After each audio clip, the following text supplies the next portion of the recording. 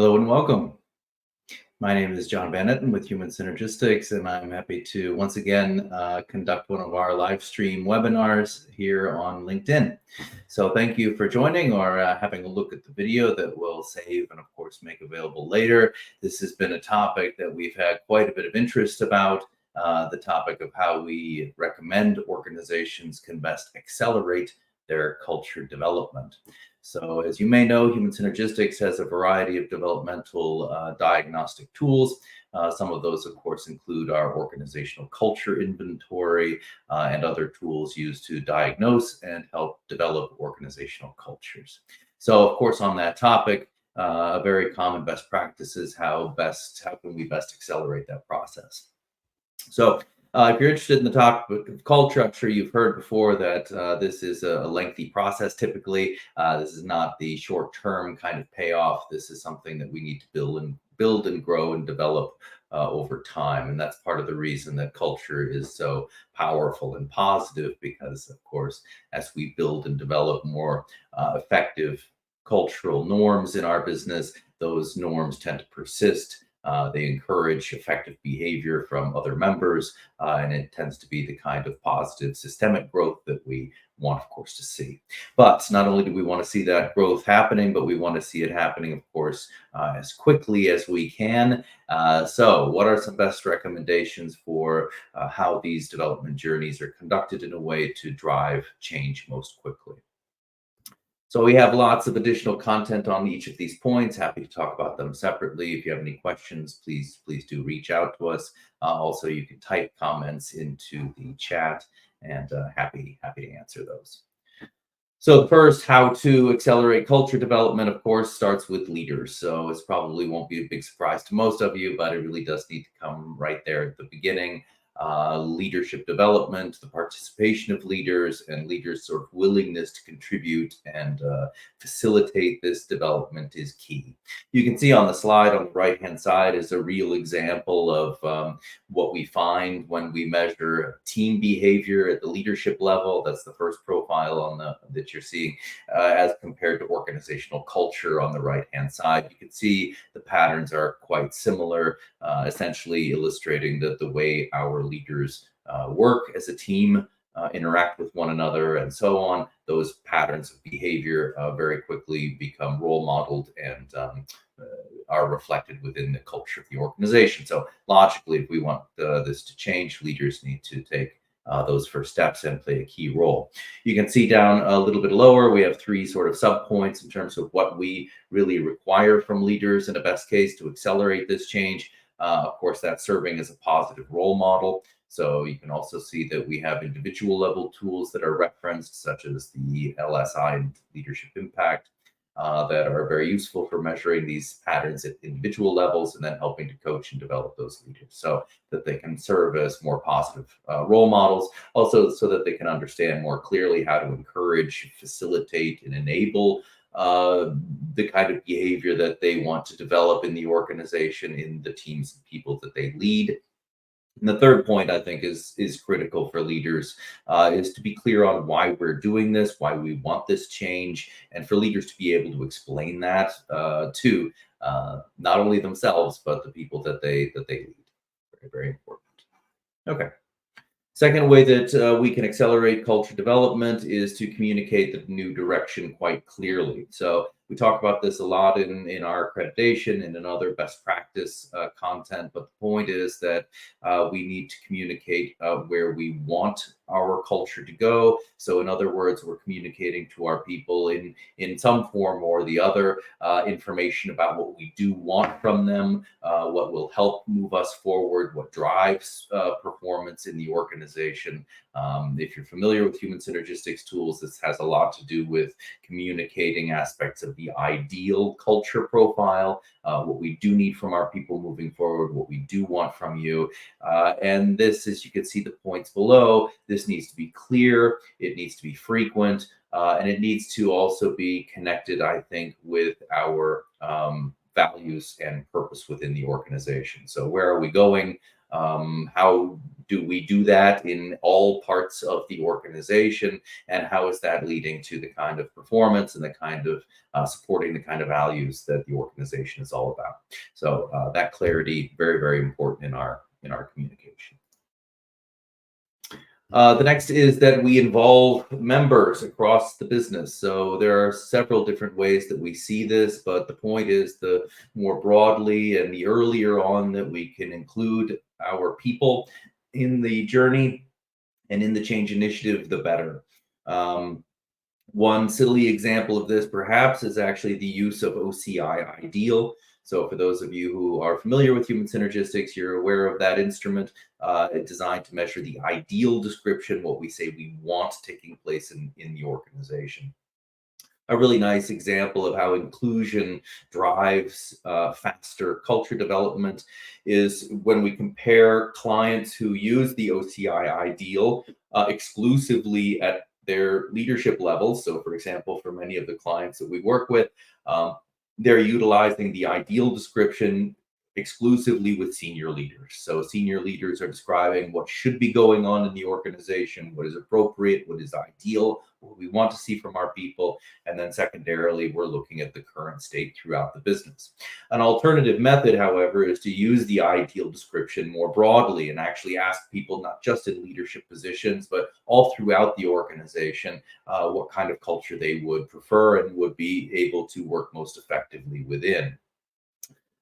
What you find is a pretty much a shared description. Everybody will basically be describing the same thing. But the point here is that when it comes time to ask people within the organization to sort of move in that direction, we want more curiosity. We want more, adaptability in how people work, that they not only understand that, but that this is something that they have also described, meaning, we're moving toward the ideal culture that we all have described. It's not exclusively the ideal that is been defined and essentially dictated by people at the members of the senior leadership level.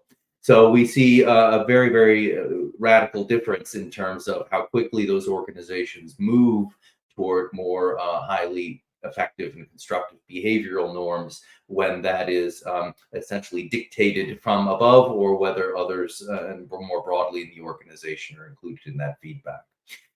This is important really at every step along the way, but we again need to be thinking about how do we include our people in this development, not only in defining where we should be going in the early stages, but including them in the action step moving forward at every level of the business. This is something I see as a really a common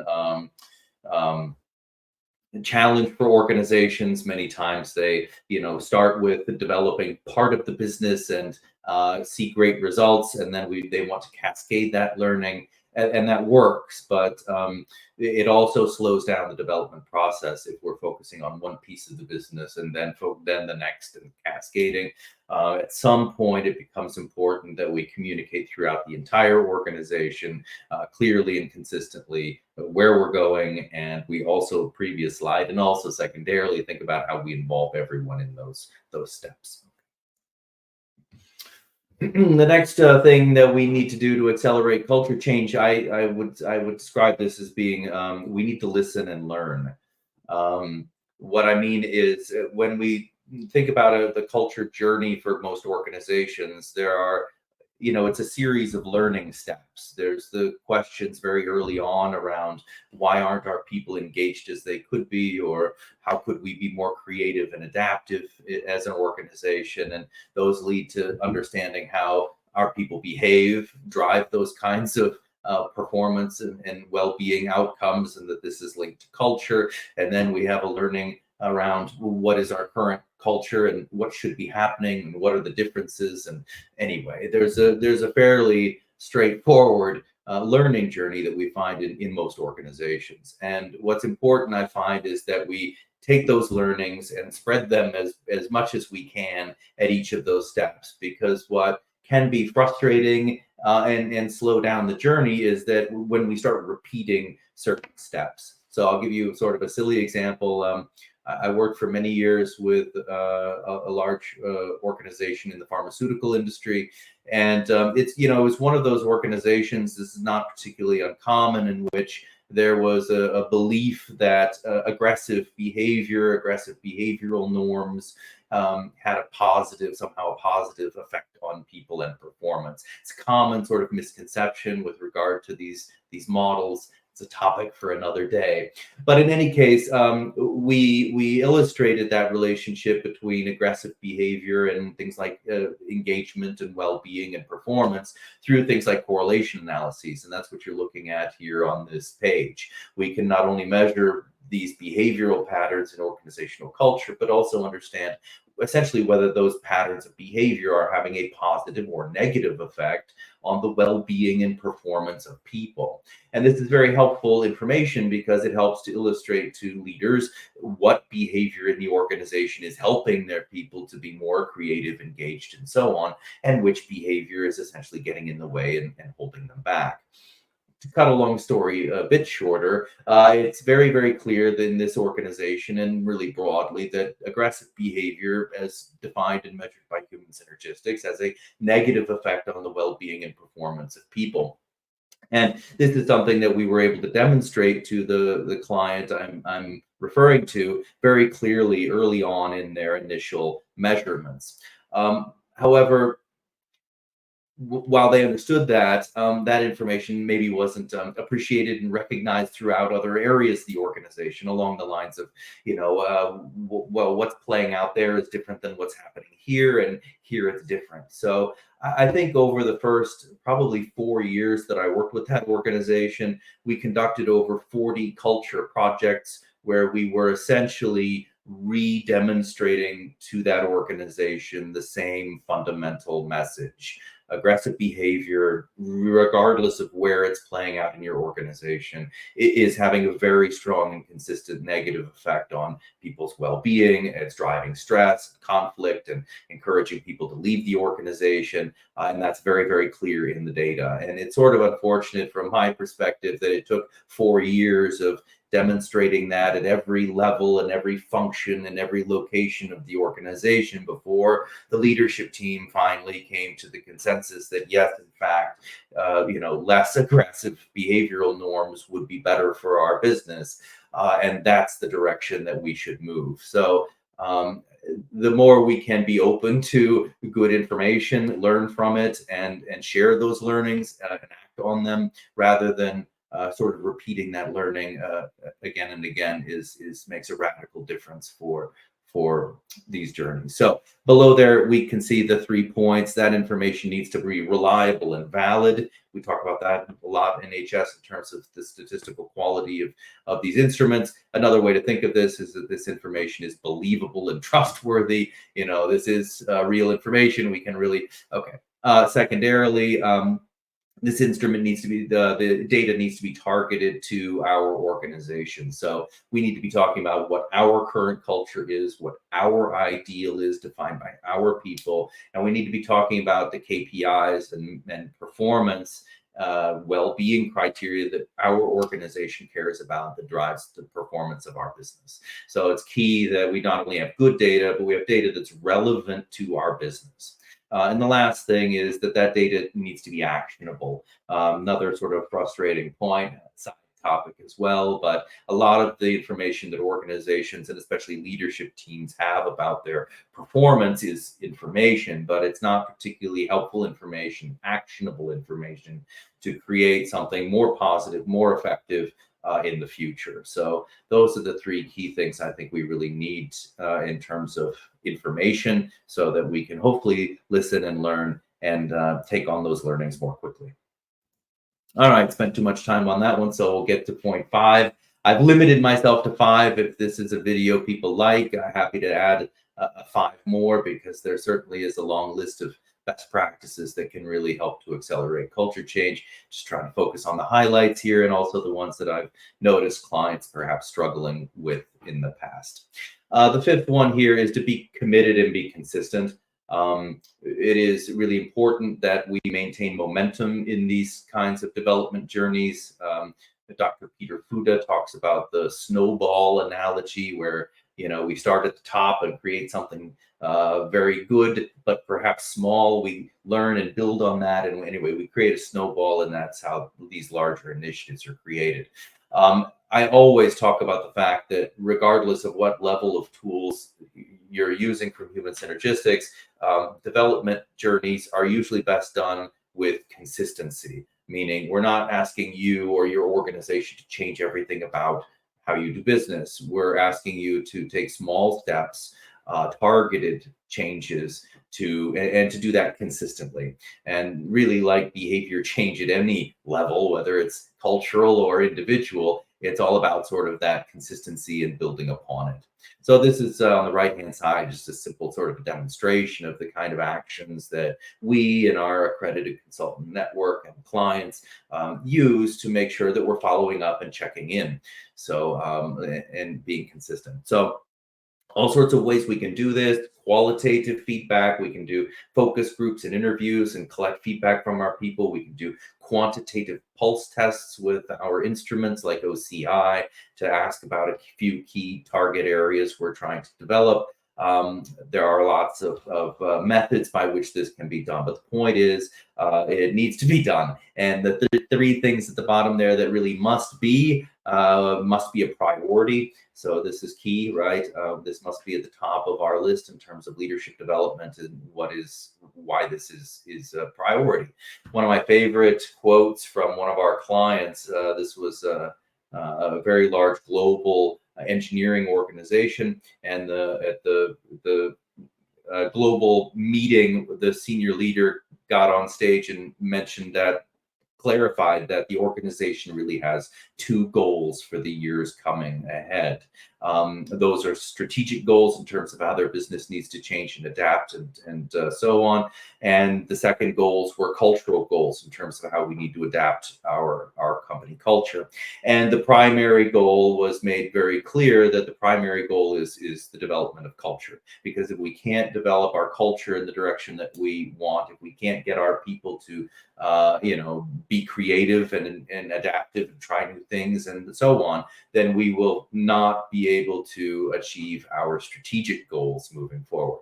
So that is very much the perspective that is required to have this kind of successful, consistent, positive change. So it needs to be a priority.